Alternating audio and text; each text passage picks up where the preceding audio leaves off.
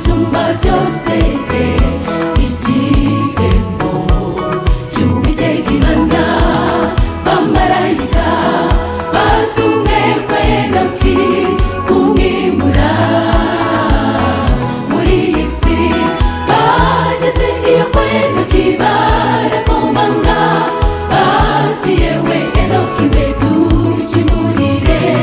Arakingura barinjira bamuhajyagare n'imotsi ari mu rwa. Igare ryageze arihabwa nimara gutsinda, umunsi Yesu azabaje kujyana abizeye.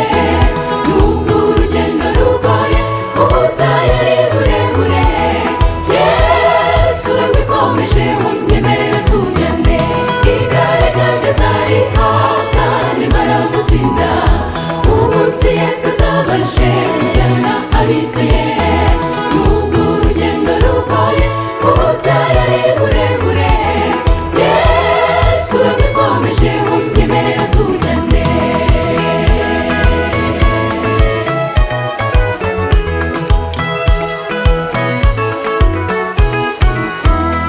Umugore wa Henoki yarasigaye kubera kutita ku ijambo ry'Imana.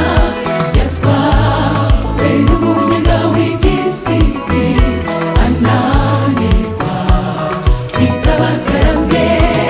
Genzura neza maze nanjye nigenzure tudasigara nk'abagawe.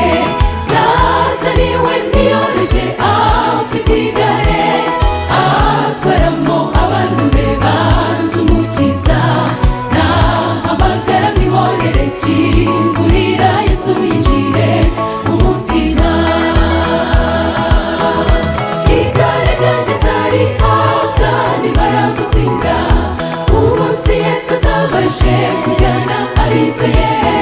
Nubwo urugendo rugoye ubutayu ari burebure, Yesu we wikomeje unyemerera tujyane. Igare ryageze arihabwa nimara gutsinda, umunsi Yesu azabaje kujyana abizeye.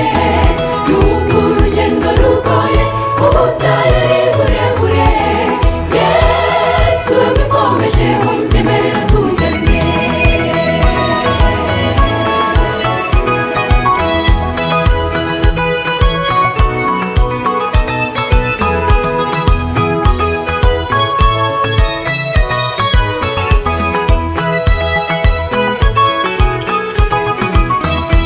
Inguma mu kwizera isakaba muri njye, yizeye yuko umunsi umwe nzazamurwa. Niba biranabera bose iteka ubutazongera gutandukana, nzatubagira maze ndenge iki kirere byeri muhira. Unesheje yambaraga abahanga bavuga njye nzayirenga, nzazamurwa na ya yindi yazuye Yesu. Nzaririmba haleluya n'icyubahiro n'ikuzo ni ry'Uwiteka. Igare ryageze arihabwa nimara gutsinda, umunsi Yesu azabaje kujyana abizeye. Nubwo urugendo rugoye ubutayu ari burebure, Yesu we wikomeje unyemerera tujyane. Igare ryageze arihabwa nimara gutsinda, umunsi Yesu azabaje kujyana